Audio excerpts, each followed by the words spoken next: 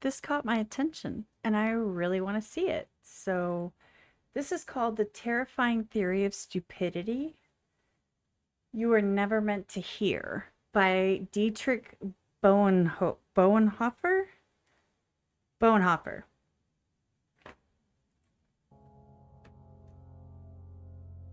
Okay. What if I told you that stupidity isn't just the absence of intelligence, but something far more insidious? A force that can transform brilliant minds into instruments of destruction. What if the greatest threat to civilization isn't evil people doing evil things, but ordinary people who've simply stopped thinking?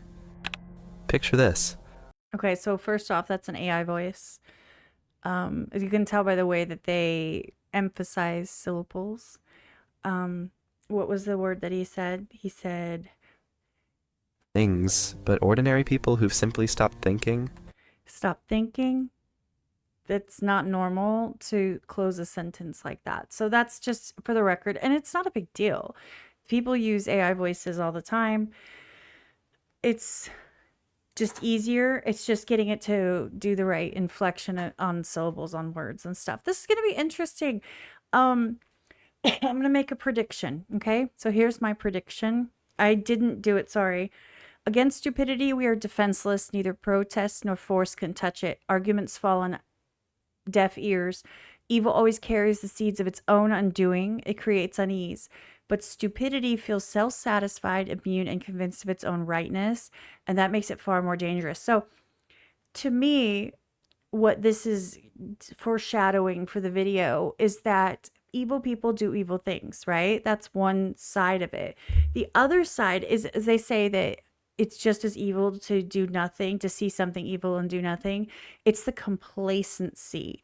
It's the I need someone to tell me what to think and to direct me in a way like lemmings. I talk about lemmings all the time, to direct me how to think and how to feel, and not thinking for oneself and going with the status quo. And now, in my opinion, this includes stuff like social media, social justice, hashtags, causes that people know nothing about.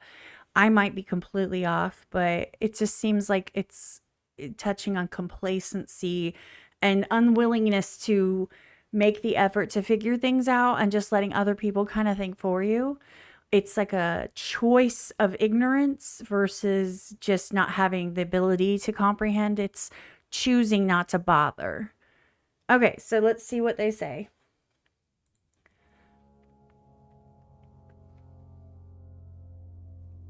What if I told I'm gonna try not to pause very much because this is a long one, but I might pause a lot. I don't know. you that stupidity isn't just the absence of intelligence, but something far more insidious?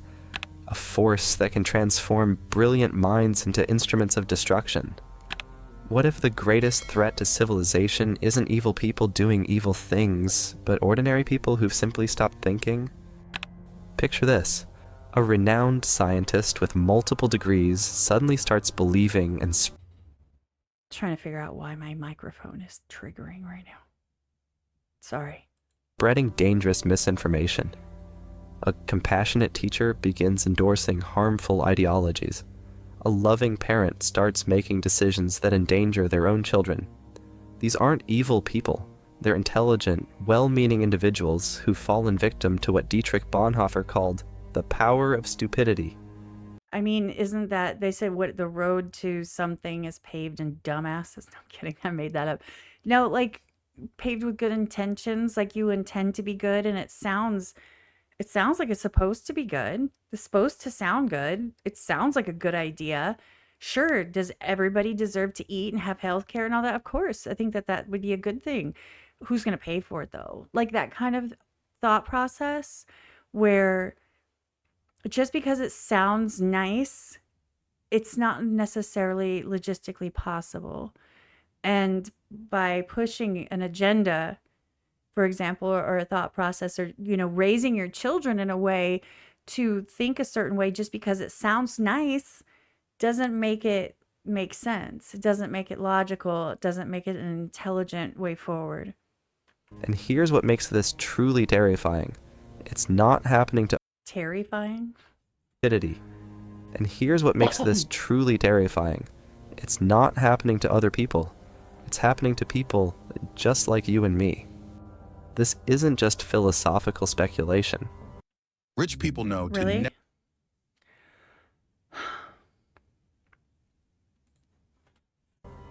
In 1961, Stanley Milgram conducted his infamous obedience experiments at Yale University. Ordinary volunteers were instructed by an authority figure to administer what they believed were increasingly painful electric shocks to another person. Despite hearing screams of agony, 65% of participants delivered shocks they thought could be lethal. These weren't sadists or mentally ill. They were normal people who had temporarily surrendered their capacity for independent moral judgment. This is exactly what Bonhoeffer witnessed firsthand in Nazi Germany, and it led him to develop one of the most unsettling theories about human nature ever conceived. But before we dive deeper, I have to ask, have you ever found yourself believing something simply because everyone around you believed it too? Keep that question in mind as we explore what might be one of the most important psychological insights of the modern era. Dietrich Bonhoeffer wasn't your typical philosopher sitting in an ivory tower, pondering abstract ideas. He was a German Lutheran pastor who watched his entire society transform before his eyes. Born in 1906 into an intellectual family, his father was a prominent psychiatrist and neurologist. Bonhoeffer had every reason to believe in the power of education and rational discourse. But as the Nazi Party rose to power, Bonhoeffer witnessed something that shattered his faith in human rationality. He watched as his fellow Germans, educated, cultured, religious people, began supporting policies and leaders that contradicted everything they claimed to believe. These weren't ignorant masses being manipulated by clever propaganda. These were professors, doctors, clergy members, and intellectuals. Anybody see a parallel? Anybody see a parallel to modern day, like right now? Anybody see that? Because here's the thing. These people were not stupid, right? Like they weren't dumb. So why would they suddenly adhere to policies and, support things that went against everything that they believed in, their family, with their community, everything they believed in? And, this excuse that people like to use, well, we're educated, so you have to listen to us. Obviously not. Being educated doesn't necessarily mean that you adhere to what's morally right. Who were actively participating in their own intellectual surrender. From his prison cell in 1943, waiting to be executed for his role in a plot to assassinate Hitler, Bonhoeffer wrote what would become He tried to. Good for you. I wish he'd succeeded. executed for his role in a plot to assassinate Hitler. Bonhoeffer wrote what would become his most haunting observation. Against stupidity, we are defenseless. Neither protests nor the use of force accomplish anything here. Reasons fall on deaf ears. What made this observation so chilling? Okay, I'm going to say a really unpopular opinion. One of the reasons I think that stupidity is easily accepted by the masses is because and I'm not talking specifically about the professors, the educated and all that. People who aren't, it's the same as like when I talk about people want to feel special and they don't feel special, so they do things that they think will make them look special. They go on TikTok and they talk about diagnoses that they don't really have, and they try to make themselves look all cool and special and hashtag this and support things they don't understand. It's the same with intelligence. Unfortunately, people that are, and it's not necessarily a fault of their own, but the mass amount of people who don't understand things want to pretend and feel like they understand. They don't like not knowing. And they're just, some of them aren't capable of understanding. There are people in this world that, 50, I'm guessing, I have no idea. 50% are just not on a super intelligent level. They're just average. And some concepts are unable to be grasped by average intelligence. It takes a lot more than that, And so they're just like, well, if you're intelligent enough to couch what you're saying in a way that can be mass consumed, you can convince people of anything. We see, and you cannot tell me you do not see this on social media. People have people convinced of things that we know aren't true. I'm just saying, unfortunately, dumb people, like actually dumb people, like to think that they're smart. And so then you have smart people who act dumb, and then everybody's screwed. Wasn't just its context, but its precision. Evil, he noted, always carries within itself the germ of its own subversion. It creates unease, resistance, eventual breakdown. But stupidity? It believes it's doing good, making it absolutely immune to correction. Because the fact that you think you're doing good overrides the fact that what you're doing is fucking wrong. Perhaps Bonhoeffer's most prescient insight was about how What was that word? Immune to correction. Perhaps Bonhoeffer's most prescient insight was about how stupidity serves existing power structures. Malicious people know they're doing wrong, which creates internal conflict. Lawn guys are here. If you hear that, I apologize. An eventual breakdown. But people caught in functional stupidity believe they're doing good, making them absolutely resistant to correction. This isn't accidental. Those in power don't need to actively suppress information anymore. They just need to create conditions where processing information honestly becomes prohibitively difficult. If your meal prep needs its own... Oh, I could skip it. Sorry. Chosen When ignorance. Bonhoeffer used the word stupidity, Told he you. wasn't talking about low IQ or lack of education. He was describing something far more complex, what we might call functional stupidity or willful ignorance. Willful ignorance. In his letters from prison, he explained, "The fact that the stupid person is often stubborn must not blind us to the fact that he is not independent. In conversation with him, one virtually feels that one is dealing not at all with him as a person, but with slogans, catchwords, and the like that have taken possession of him." Okay, I'm going to comment on this because here's the thing. So, and I even see it in my comments. It's really funny to me that people that want to attack me or say that they disagree with an artist that I'm, that I'm commenting on, or my opinions or whatever, they always try to make themselves look really smart.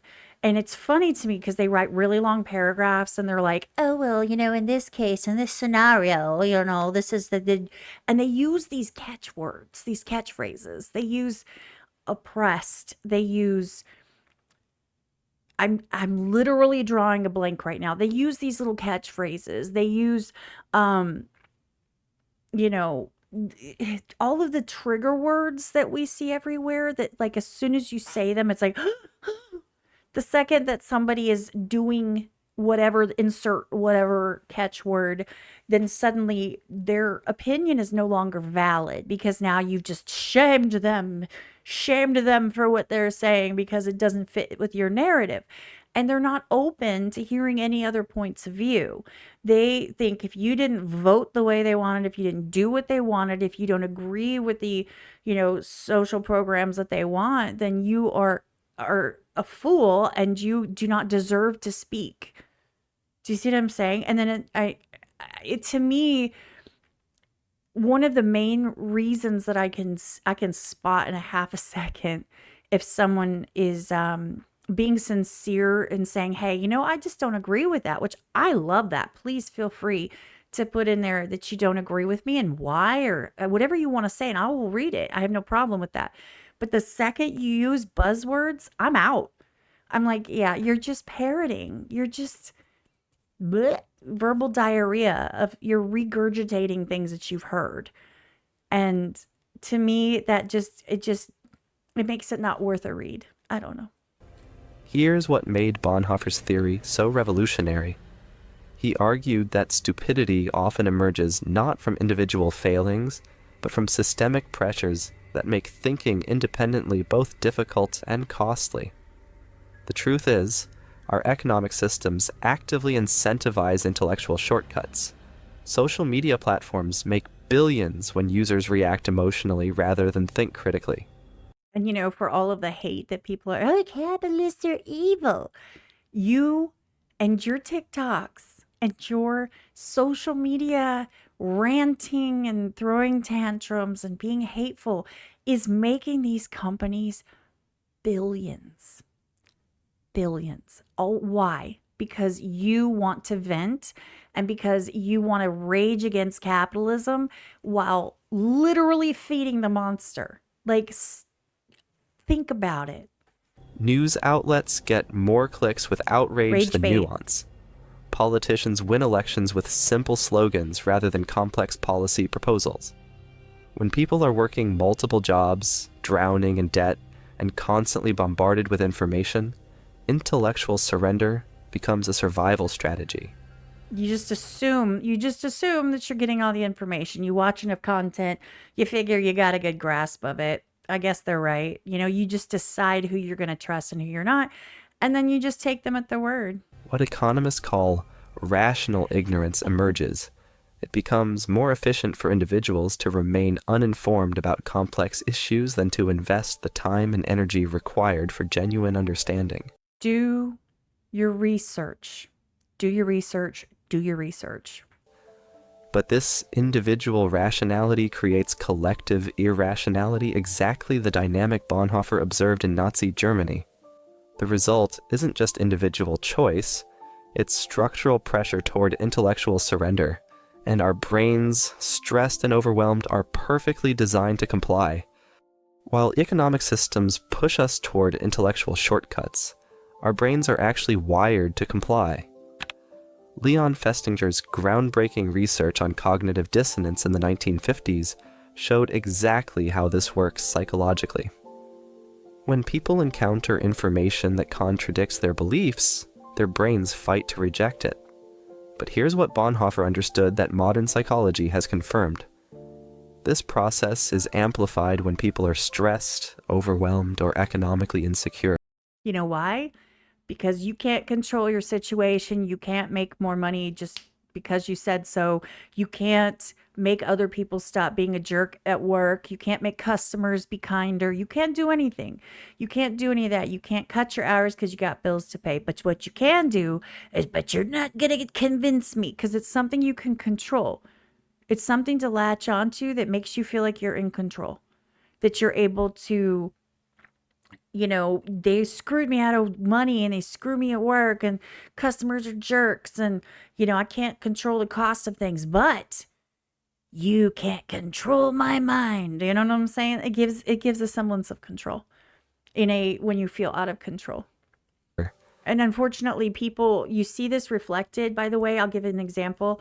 You see this reflected in low income houses when people are basically take things out on their kids and then on their spouses and stuff. When they're stressed out, it trickles down and they take it out on other people because they can't control the situation they're in and they haven't done anything to change it. Not saying they can, just saying they haven't.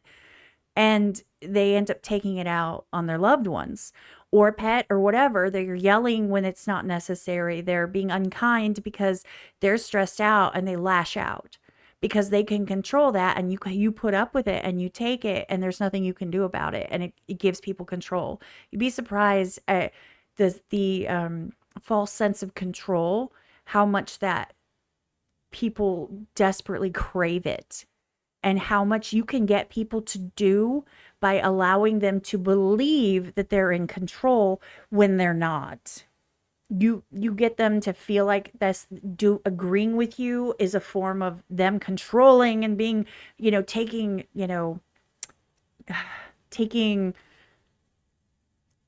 control. I hate using that word so many times. Taking control of their life, taking control of the narrative. But that's exactly what it is. You convince them of that and they're like, yes, and they will die on that hill. Exactly the conditions our current systems create. The problem I've always faced. I mean, I don't blame them. Get your money, man. There are a lot of commercials. It's okay. This is the social construction of intellectual paralysis. The social construction of intellectual paralysis. Bonhoeffer observed that stupidity often emerges in group settings, writing, "It becomes clear that stupidity is not a psychological problem, but a sociological one." I agree. He noticed I love that sociology. perfectly rational individuals would abandon their critical thinking abilities when they became part of a larger group or movement. This insight was decades ahead of its time. True. Solomon Asch's conformity experiments in the 1950s demonstrated exactly what Bonhoeffer had witnessed. When surrounded by a group giving obviously wrong answers, 75% of people will go along with the crowd at least once, even when they know the group is wrong. Now, imagine how this plays out in our digital age. We don't have to. It's right in front of our faces every single day. You see someone say, I saw it this morning. I saw somebody there was this video. Oh, it's going to be a long video. There was a video of a woman they were at a baseball game. Okay. And the guy in front of her was minding his own business, and she kept putting her feet, like kicking him for no reason. Like, why would you do that? It made no sense. There's no context to it. She ends up getting dragged off by security, and they're like, oh, being humble and being patient is not a bad thing. Okay. Because the guy didn't do anything to her. He just ignored her. She kept kicking him in the back. And as security dragged her away, she turns around and like kicks him as hard as she can. They didn't know. I don't think they knew each other. It doesn't matter. In the comments, a lot of people, of course, are like, oh my God, I would have not let that slide. Why didn't anybody say anything? And then you get a couple people who made these offhand, really nasty comments. Like, of course, it's this type of person that looks this type of way. Y'all let her get away with everything. But if it was this, insert whatever combination of describing words in there. Doesn't matter. It really doesn't matter. The comment was nasty, and just like, of course you're gonna. The woman who was putting her feet on the guy I believe was Hispanic. I'm not 100% sure, but that's what the comments were saying. Well, she's Hispanic. Like, what are you talking about? Wasn't white. And the guy was definitely Hispanic, and the people taking the video were speaking Spanish. And the woman's like, oh, you guys just always protect white people. And it was like, and then there were people who were like, okay, go put your race card back in the deck. We don't need that.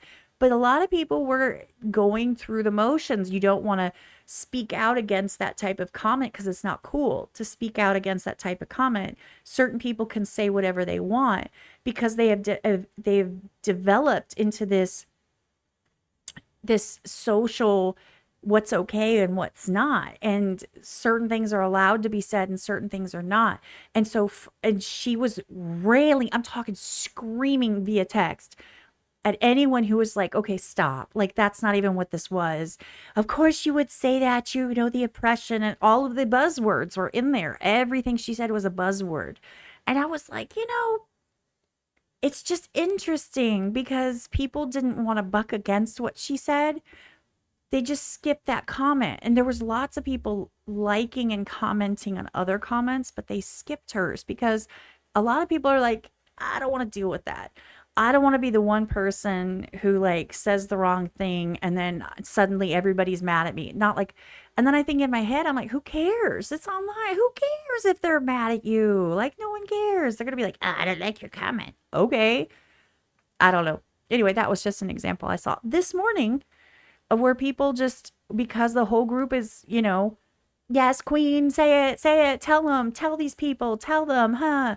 And it's like, that's not, people were just agreeing to agree. And the couple people that weren't were getting destroyed because how dare you say something against someone, insert whatever adjectives there. Social media algorithms create echo chambers that make this transformation easier than ever. I hate echo chambers. A 2018 study by MIT researchers found that false information spreads 6 times faster than true information on social platforms. Because it's shocking. But here's the crucial insight. It's because false information often feels more emotionally satisfying than complex truths. See? When someone shares misinformation that confirms their worldview, they're participating in a system that rewards intellectual shortcuts over careful analysis. The algorithm feeds them more of the same, creating echo chambers that act like intellectual quicksand. If you guys have seen some of my shorts, I talk about echo chambers quite often, about how you've got to try to snap out of your echo chamber. I mean, honestly, one way you can do that is you can purposefully click on videos, and I'm not saying because a lot of them that they suggest are just weird.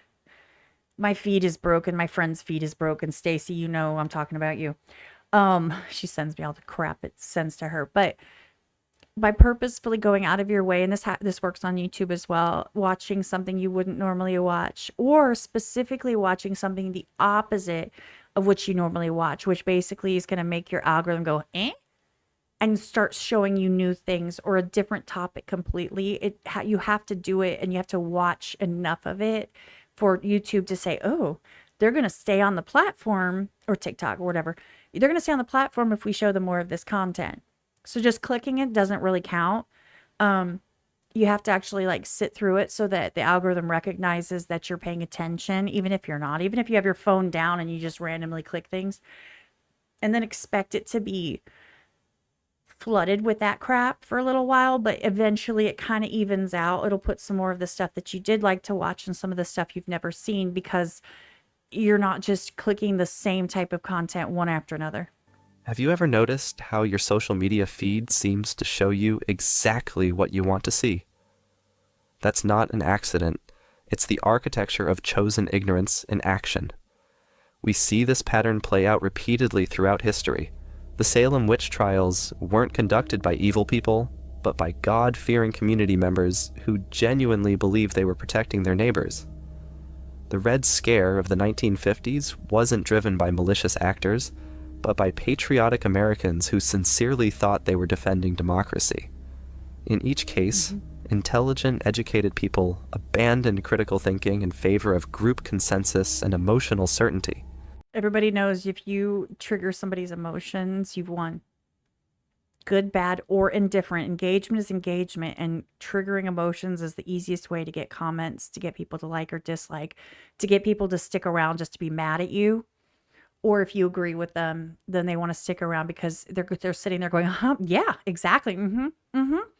People don't like their worldviews to be challenged, unfortunately. And a lot of people that I interact with do appreciate that. But there's apparently, I mean, look online, apparently there's a lot of people who they just want what they want and they don't want to hear anything different, and they'll rage in your comments. But you know what? Guess what? Engagement is engagement. You just triggered them and you got a comment out of it, and it counts just the same as a happy comment. The negative comment counts too. So joke's kind of sort of on them. If our brains and systems are rigged against us, how do we fight back? Bonhoeffer believed that breaking free from stupidity requires what he called costly grace, the willingness to think independently even when it's painful, unpopular, or dangerous. But now we understand we're not just fighting social pressure. We're fighting millions of years of evolution and billion-dollar algorithms designed to exploit our mental shortcuts. That's the other thing. As I said, people are like, oh, down with capitalism. Well, on TikTok. Like, really? TikTok isn't donating all of its profits to feed the hungry and pay for healthcare, guys. That's not what's going on. They're not donating a penny. I mean, I'm not, allegedly, I don't know what they're donating. It's none of it. I don't care. Billions and billions and billions of dollars to develop these algorithms, and they work. You are being shifted and controlled and pushed into the lane that is going to keep you on these apps and seeing ads and interacting and stuck on your phone to make them as much money as possible. The bottom line is money. Don't for 1 second think it's anything else, because it's not. On an individual level, we can cultivate what psychologists call intellectual humility. The recognition that our knowledge is always incomplete and potentially wrong. This means actively seeking out information that contradicts our beliefs. That's how to fix your echo chamber algorithm. Not to torture ourselves, but to test whether our beliefs are worth holding. Here are some concrete practices that can serve as your daily resistance against intellectual surrender. First, practice intellectual friction. Set aside time each week to read thoughtful arguments from people who disagree with you, not to change your mind necessarily, but to test whether your convictions can withstand scrutiny. Second, embrace productive ignorance. When you find yourself absolutely certain about something, ask what evidence would change your mind. If you can't think of any, that's a red flag. Third, slow down your sharing. Before posting anything online, take 60 seconds to verify it from an independent source. That brief pause can break the algorithmic cycle that feeds on our emotional reactions. Seriously, that's how these wild things I see. I don't see it as much because I don't actually watch. I don't scroll TikTok at all. I would open up the app and I would see these random things that were like breaking news, but it was lies. It was completely false. It was made up. It never happened. But people see it and their emotions get triggered and they go, oh, and they insta share, right? Without verifying it. And then even though if afterwards someone goes, oh, that wasn't true or that wasn't real, they're like, oh, well, it's already shared and people like it and they're sharing it too and they're not going to take it down. So now you've just backed up this information that's not true. You're helping feed the monster. And you're helping these algorithms keep you and others ignorant. And you're doing it on purpose. You're choosing to do this by not taking 5 seconds and saying critically in your head, I don't know, does that really, that's a bit extreme. Like right now, a current issue is that people are literally blaming politicians for a natural disaster because apparently who you vote for determines whether the weather a year later is going to be different. And no one I'm not saying no one, but people aren't stopping and going, you sound like an idiot, right? Right? You get that, right? Anyway. Finally, practice saying, I don't know, when you actually don't know something. I say that all the time. In a I world don't that know. rewards confident ignorance over humble uncertainty, admitting gaps in your knowledge becomes a radical act. But individual practices aren't enough. We also need structural changes that make intellectual honesty easier and more rewarding. This means requiring social media platforms to disclose their algorithmic biases and how they curate content. They're never going to do It it. means funding comprehensive public media literacy campaigns that teach people how to evaluate sources and evidence. It means designing online platforms that reward intellectual humility over tribal certainty. But nobody's gonna join because their little tribe is gonna tell them don't join. They're just trying to control you. It's interesting to me how the argument against things that are trying to teach people to think for themselves, the instruments that are against that are literally everything that they're talking about. So like, if you're trying to say, look, you need to like check your sources and think independently, the way that they get people not to join up is by saying they're trying to control you, but that's actually the complete opposite. They're trying to help you. I'm not saying anybody in particular. I'm not saying any platform in particular. I'm just saying in general. They are literally saying it's a hypocritical statement. They're literally accusing somebody of doing something that they're doing in order to keep you on their platform. It just,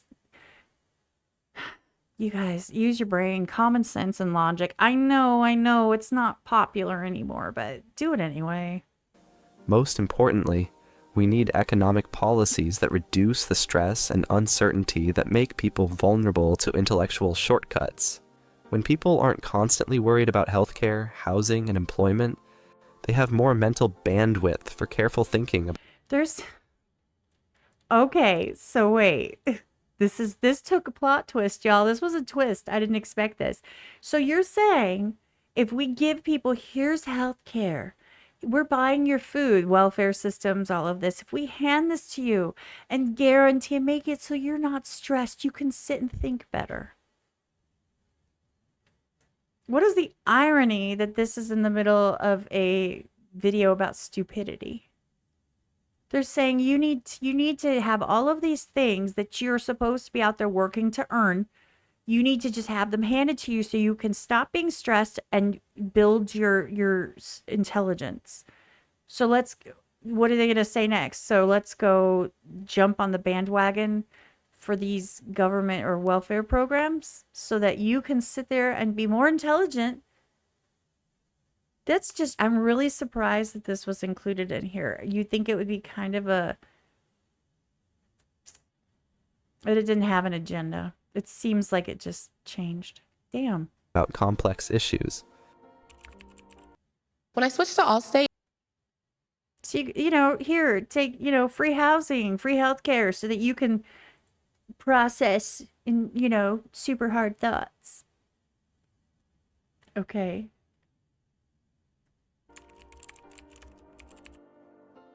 Bonhoeffer's theory was brilliant for its time, but here's what he couldn't have known. This isn't just about moral surrender or social pressure. Modern neuroscience reveals something far more unsettling. Our brains are literally wired to fall into functional stupidity. Think about it. Bonhoeffer witnessed Nazi propaganda spreading through newspapers and radio broadcasts, but we're living through something exponentially more dangerous. We've gone from Nazi propaganda to social media algorithms that know exactly which psychological buttons to push, and now we're entering the age of AI deepfakes that can fabricate reality itself. The threat isn't just escalating, it's targeting the very architecture of human cognition. So it knows people.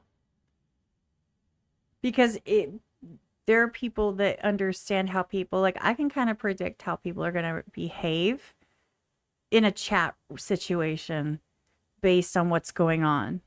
Like, I can kind of see it coming. People don't surprise me all that much. But that's just comprehension. That's just reading the room. The computers can do it. They take the same factors that you might do without knowing exactly what those factors are and just kind of do it naturally. And they do it based on an algorithm. They make it into like math, This isn't just about Nazis or propaganda. It's about the wiring of your brain. Our minds evolved to prioritize speed over accuracy, to trust familiar sources over unfamiliar ones, and to seek accuracy, to trust. Our minds evolved to prioritize. Have our minds evolved to that, or have we just been trained to do that? Like, I don't know. But see, here's the thing. The cool part about, I don't have to agree with everything that they say. I don't think that our minds evolved to prioritize speed over accuracy. I think that we're going so fast that we don't even pay attention to the accuracy. I don't think that's evolving. I think that that's just, we've accepted it and we've trained ourselves to kind of be, I say it all the time that goldfish, the attention span is so short that you have like 3 seconds to make a decision. And okay, so your brain is capable of processing a decision in 3 seconds. Does that mean you should? And if you don't process it in those 3 seconds, you take more. Are you necessarily, you're not inefficient. You're just paying attention. And now it's like there's this thing out there that says if you're not going quickly, then you're stupid and you're slow. That's not how that works. And I don't think it's a evolution. I think it's a learned behavior, a trained societal behavior. Prioritize speed over accuracy, It's my opinion. to trust familiar sources over unfamiliar ones, and to seek information that confirms what we already believe. Well, yeah, we always want people to agree with us.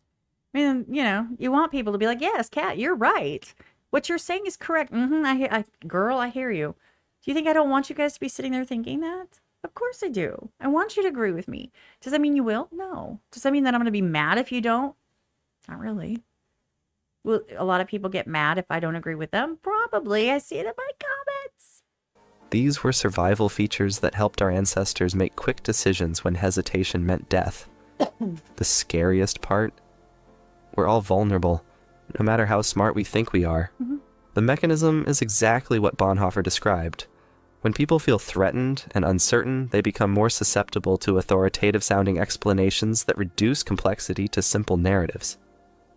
But here's the crucial insight that makes Bonhoeffer's warning more urgent than ever. We're not just dealing with human manipulation anymore.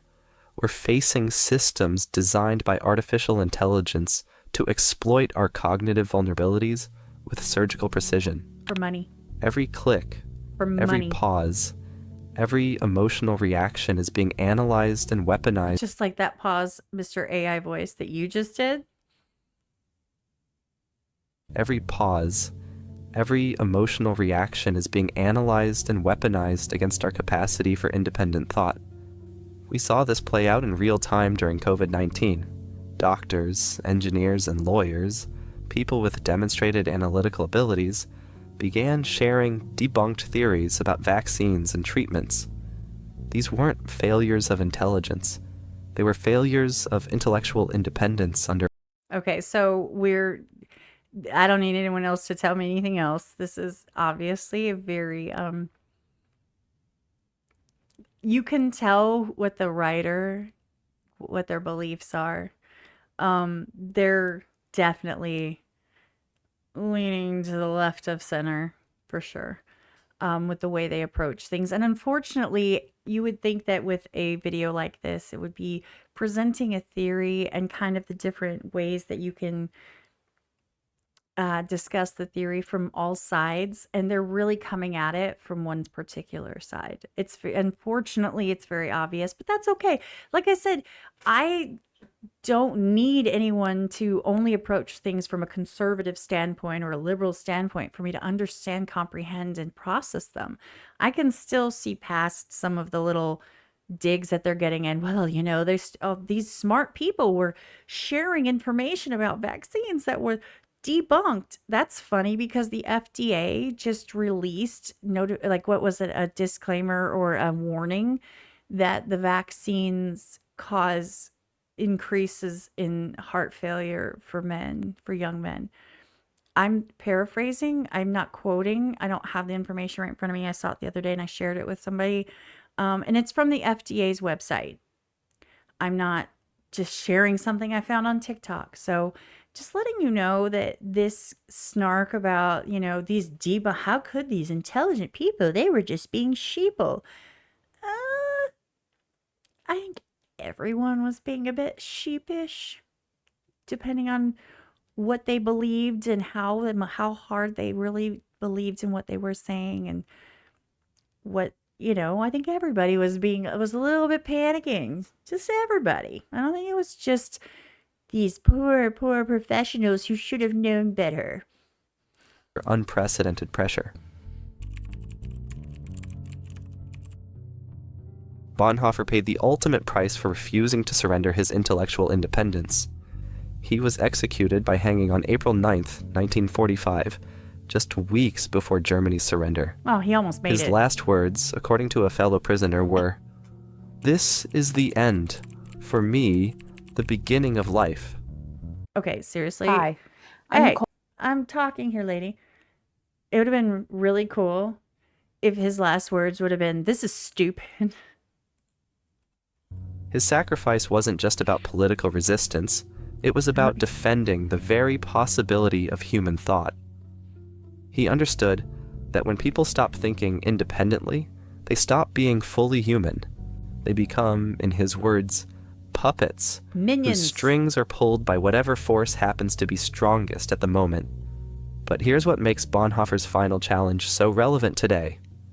Who stands fast?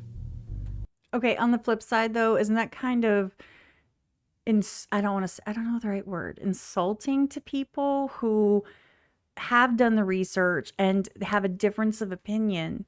Isn't it kind of like all they have to say, if they say, look, this is the opinion that I have, I've done my research, this is what I believe, independent of other people telling me this is what I believe. And then he's sitting there saying, well, they're just, influenced by the masses. Well, that's not always the case. Like in general, I understand that the mass population, they kind of are, But when you're an individual who does the research and all the things that he's promoting in this video of doing your own thought process and being independent, it doesn't sound like he's kind of championing. Maybe he's about to, I hope. Challenge so relevant today. Who stands fast?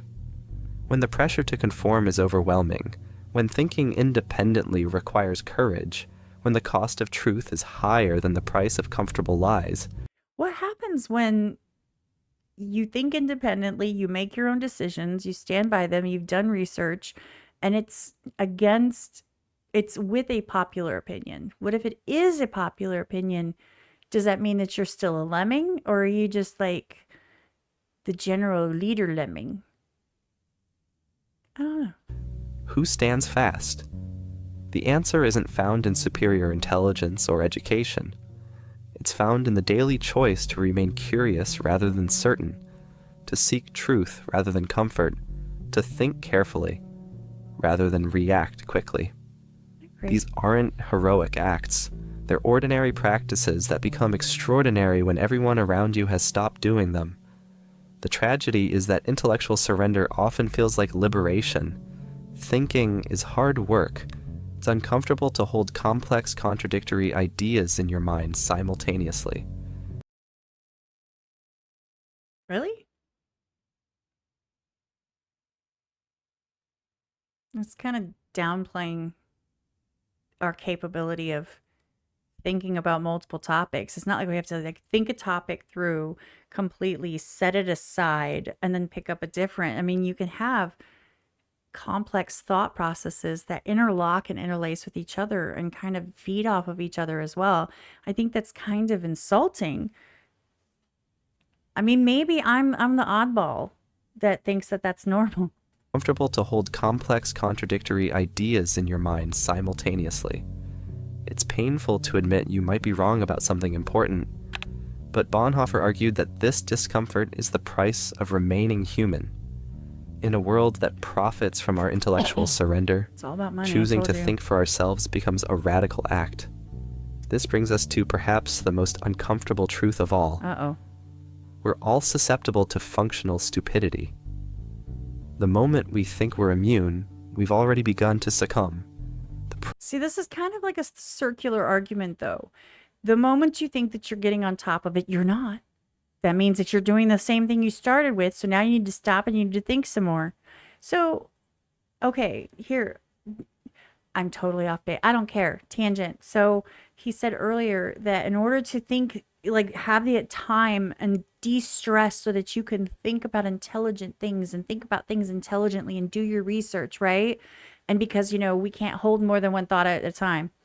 We need to have welfare systems so that people take care of our income and our bills and our health care and our place to live so that we can sit around and think intelligently.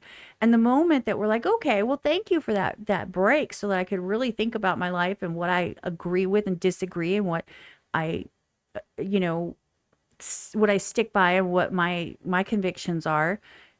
The second you're like, okay, well, you know what? I can go ahead and take that burden back because I'm cool now. I've had time to like process all of my deep, deep thoughts and I can like work and then someone else can like, take their break to think about like complicated thoughts. And the second you do that, they're like, no, you're succumbing again. You're now back in the fold of lemmings because you think that you figured anything out. How dares you? You can't. You have to constantly be thinking about new things that you're not thinking about properly. And if you think you've got a grasp on it, then you're back at the beginning thinking stupidly. That is a really circular argument, and it keeps you constantly in a state of, kind of distress where you can't ever get on top of anything. And I think that's absolutely wrong. I think that you can resolve things in your mind as to your convictions and what you believe. Things can change, but you don't need to every moment of every day sit there and challenge. This is water. Well, is it water? Yes, it's water. It's Ozarka. It's from, is it from Texas? Let's look it up. Okay. Once I looked it up and said, yes, it's Ozarka water. Yes, it was made in Texas. Yes, it's water. Yes, it'll hydrate me.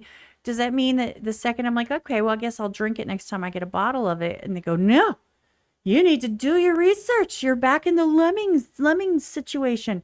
Huh? Oh no. It's a way to keep everybody constantly scrambling. I don't know. I'm really surprised that this video went there. Because it's almost like it's doing exactly what it's preaching against, which is very odd to me. Maybe I'm making a big deal about nothing. Price of It's my channel. I can do that. intellectual freedom is eternal vigilance. Tell me what you think. Not against external enemies, but against our own tendency to stop thinking when thinking becomes difficult. I mean, if I know this is water and I know it tastes fine, I know it's not cold right now, but why do I have to consistently think about it? I've already resolved this and I put that aside. Okay. Is that conforming if I'm like, okay, well, it's still water. It's been 2 minutes. I don't know. Maybe I'm kind of going a little bit over the top with this, but okay. It's still interesting, right? Bonhoeffer's theory of stupidity is unsettling precisely because it's so accurate. We see it everywhere. Intelligent people believing obviously false things. Bonhoeffer's theory, to me, I would like to say I agree is accurate.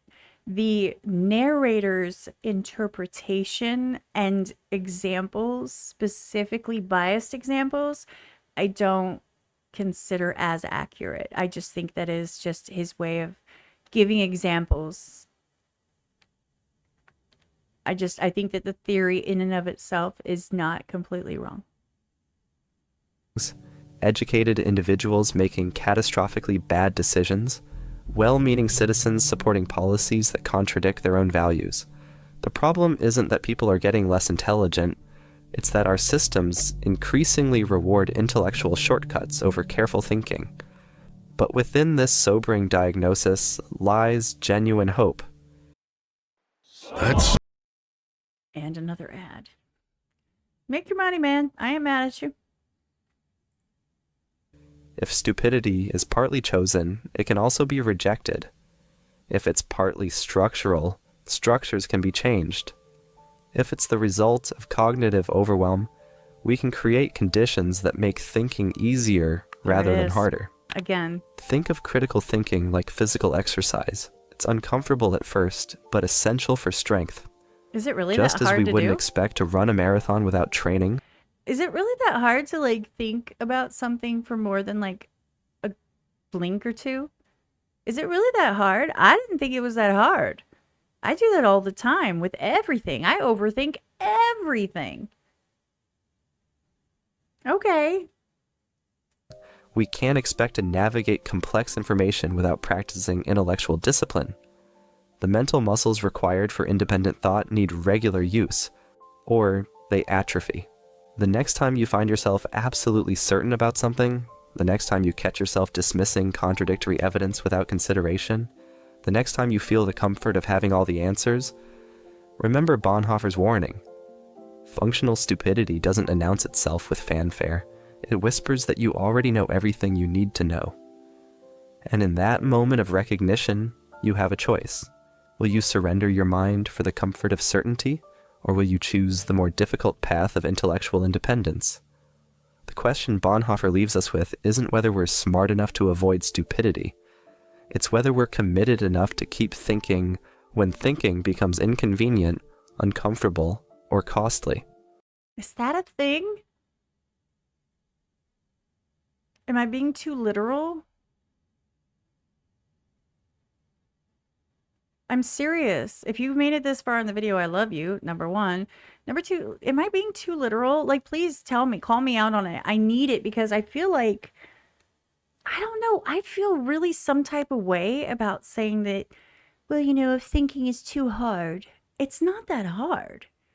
It's just whether people want to or not. Some people, it's just easier not to. They're just like, whatever, so-and-so said it. I see it all the time where people are like, well, what was it? Vote blue no matter who? Talk about the dumbest statement I've ever heard.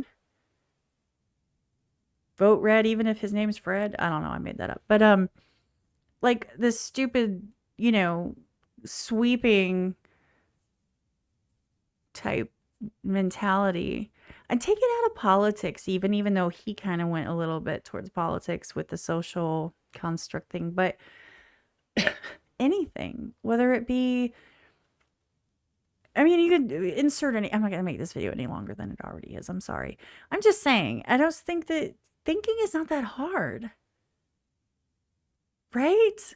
Am I crazy? Maybe I'm crazy. In a world that profits from our intellectual surrender, choosing to think carefully and independently becomes one of the most important things we can do. Here's my challenge to you. This week, find one belief you hold strongly and spend 30 minutes researching the best arguments against it. Not to torture yourself, not to become... Why not take something you believe strongly and spend 30 minutes trying to find arguments against it, but more like, instead of arguments, why not find information, sources? Why does it have to be someone's opinion? Why can't it just be factual information? Why can't you just like research it for 30 minutes? Why? I mean, I understand the whole do something opposite of what, I get that. But why does it have to be somebody's arguments? Why can't it just be, instead of Googling something that you agree with, Google the opposite, like, reasons that such and such is not correct, or, facts about such and such that disprove it or something, and go that route. Why does it have to be an argument of somebody speaking and emotionally trying to trigger you into, you know what I'm saying? I don't know. I think I'm kind of done with this video. I'm kind of over it. It's long, Al. And if you're still sitting here, it's long for you too. I'm sorry. Paralyzed by doubt. I want to finish it. But to practice the kind of intellectual courage Bonhoeffer died defending. If your belief survives honest scrutiny, you'll hold it more confidently. If it doesn't, you'll have learned something valuable about the difference between conviction and truth. The future of... How is an argument truth, though? Facts are the truth. Arguments aren't necessarily truth. You can't take someone's argument and opinion and immediately assume that it's the truth from that angle. Human dignity might just depend on how we collectively answer Bonhoeffer's challenge. If this video has made you question... Why are we collectively answering? I thought we were all being independent. Contradict much? I think I'm just frustrated and over the video. Something you thought you knew for certain, that's not a weakness. It's the beginning of intellectual courage. God, share this video with someone who isn't afraid to think deeply, even when it's uncomfortable. Because in a world designed to profit from our intellectual surrender, the simple act of thinking carefully becomes the most important form of resistance we have. They could have summarized the whole video in that sentence and been done with it, with some facts about him and his theory. It could have been a 10-minute video. And here's what I want you to remember. Every time you choose curiosity over certainty, evidence over emotion, careful thinking over quick reactions, you're not just protecting your own mind. You're defending the very possibility of human wisdom in an age of artificial stupidity. What's one belief you're willing to question this week? Let me know in the comments. Whether this was a waste of my time. And let's commit to being the kind of people who stand fast when everyone else has stopped thinking. Okay, well, that was interesting. I don't consider it a terrifying theory. I think that was clickbait. I think that was absolutely an extreme clickbait. The terrifying theory of stupidity you were never meant to hear. What? That people don't want to think for themselves and they like to just go with whatever because it's easier and it's mindless and it makes them feel special because people like when people agree with them, so they tend to get them more attention that way. And if you're on a trending topic and other people are on a trend, it's really funny because we're the authors of our own stupidity. Because if we brought forward content that was more real and sincere and thought out and logical, and then we all drifted towards that type of content and gave it love and gave it comments and stopped liking stupid shit on the internet of people with obviously, set up sketches of stupidity and dumbassery.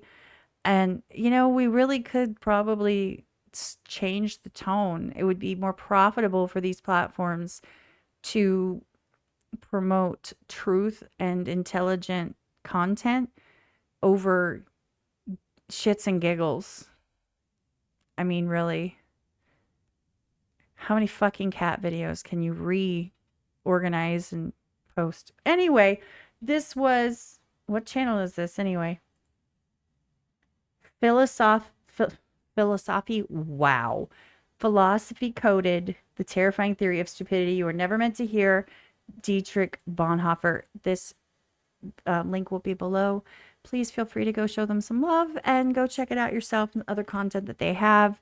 That was interesting. I didn't agree with everything. I thought that it kind of went on tangents, and I went on tangents. We all were on tangents. If you're still here, what the fuck, man? Go, like, take a break. I need one. Okay, guys, have a great day. Super awkward and unprofessional outro. I think I've talked enough. It's been a fucking hour. How the hell did that happen? Bye.